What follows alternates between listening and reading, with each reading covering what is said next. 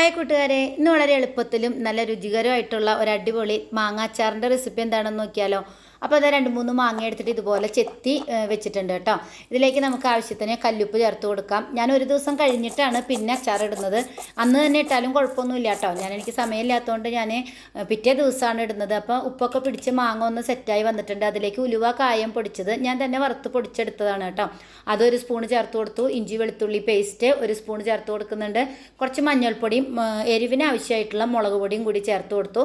പിന്നെ കുറച്ച് വിനീഗറാണ് ഒഴിച്ചു കൊടുത്തത് കേട്ടോ. അത് ഇഞ്ചി വെളുത്തുള്ളി അടിച്ച ആ മിക്സിയുടെ ജാറിലേക്ക് ഒഴിച്ചു കൊടുത്തതുകൊണ്ടാണ് അങ്ങനെ ഇരിക്കുന്നത്.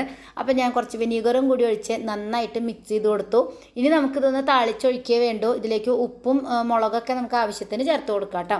താളിച്ചൊഴിക്കാനായിട്ട് ഞാൻ ചീനിച്ചട്ടി അടുപ്പത്തേക്ക് വെച്ചു. അതിലേക്ക് നമ്മൾ ഉലുവ കായം വറുത്ത ഒരു ഓയിലിലേക്ക് കുറച്ച് നല്ലെണ്ണ ഒഴിച്ചു കൊടുക്കുന്നുണ്ട് കേട്ടോ. അച്ചാറിന് എപ്പോഴും നല്ലൊരു ടേസ്റ്റ് കിട്ടുന്നത് നല്ലെണ്ണയിൽ ഉണ്ടാക്കുമ്പോഴാണ്.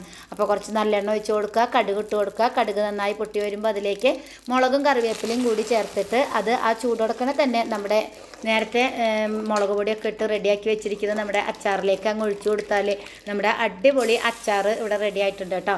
മാങ്ങ ഒരു ദിവസം വെച്ചത് കൊണ്ട് തന്നെ മാങ്ങയിൽ ഉപ്പൊക്കെ പിടിച്ച് നല്ല ടേസ്റ്റി ആയിട്ടുണ്ട്. നല്ല കിഡിലൻ അച്ചാറാണ്. വളരെ എളുപ്പത്തിൽ ഉണ്ടാക്കാൻ പറ്റുന്ന ഒരു ടേസ്റ്റി ആയിട്ടുള്ളൊരു അച്ചാറാണ്. എല്ലാവരും ഒന്ന് ട്രൈ ചെയ്ത് നോക്കൂ കേട്ടോ. അപ്പോൾ അടുത്തൊരു വീഡിയോ ആയിട്ട് കാണാം. Thanks for watching.